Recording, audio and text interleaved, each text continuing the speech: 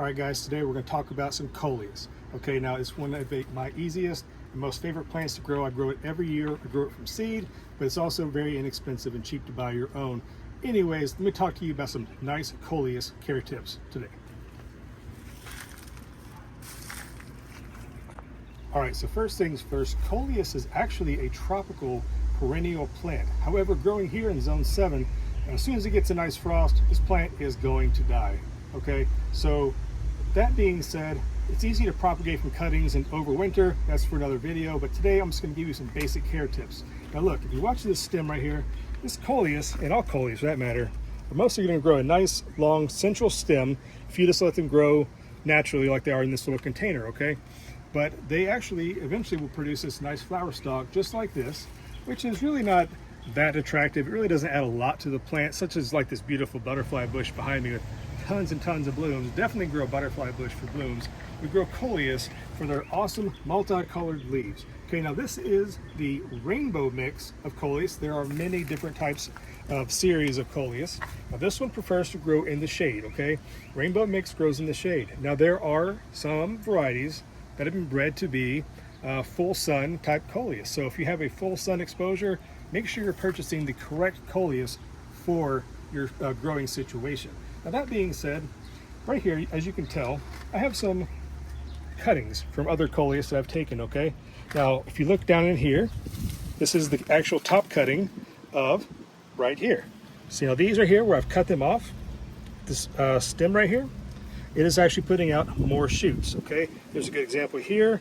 Cutting off right here creates more shoots. These shoots, the top growth is right here. These are making more plants like that. So Coleus is very easy to propagate. And in fact, to make your Coleus grow better, like a bigger, bushier form, you actually want to prune this back. So I let this go just for this video. Totally didn't forget about doing this earlier for any reason whatsoever. But what I would do, if you have a plant like this, you can actually go back quite a ways. Now, depending on how thick you want this to be, you can see this is a junction right here, already producing another shoot. I would go just slightly above this, like this, cut it off. Nice, just fleshy thing. It's not like a woody stem or anything. It cuts very easily.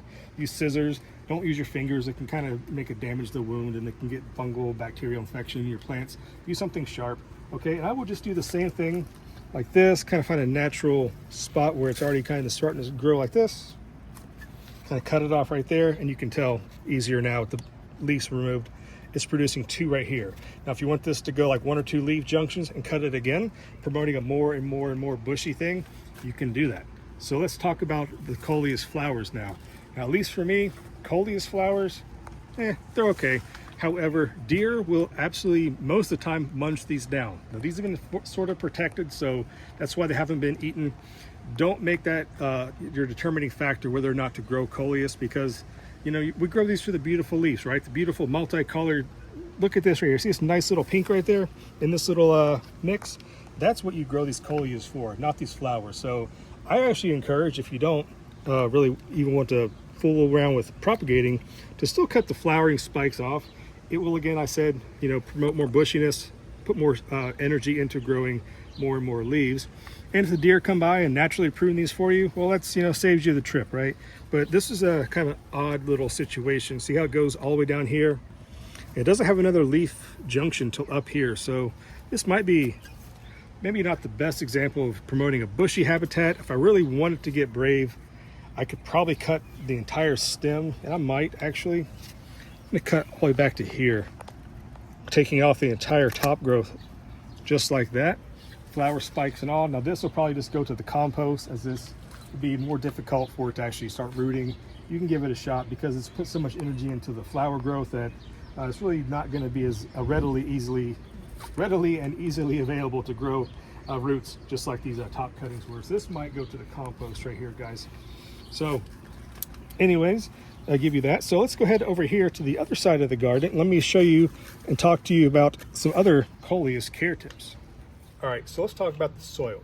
All right, Coleus need a moist, organic, healthy soil. Okay, so I like to amend my potting mixes with a lot of compost, manure. You can use whatever brand you want, but the point is, Coleus do not like to dry out. Okay, so if you get a really light soil, maybe just some typical just potting soil, it's going to dry out really fast. The leaves on the coleus are going to droop down really bad. You're going to know you need to soak them down with water. So this area right here is my shade garden. You can tell these beautiful hydrangeas behind me. I've grown coleus basically in the same area for many times, but anyways, this soil is mulched heavily. It has tons of organic matter and compost in it, just like this, and that's what's going to help you grow those beautiful, colorful, lush, vibrant coleus leaves. So thanks for watching, guys, here at the hillside. Hope these coleus tips helped you out. If it did, please give this video a thumbs up, consider subscribing, and I'll see you next time here at the hillside, guys. Thanks for watching. Until then, bye-bye.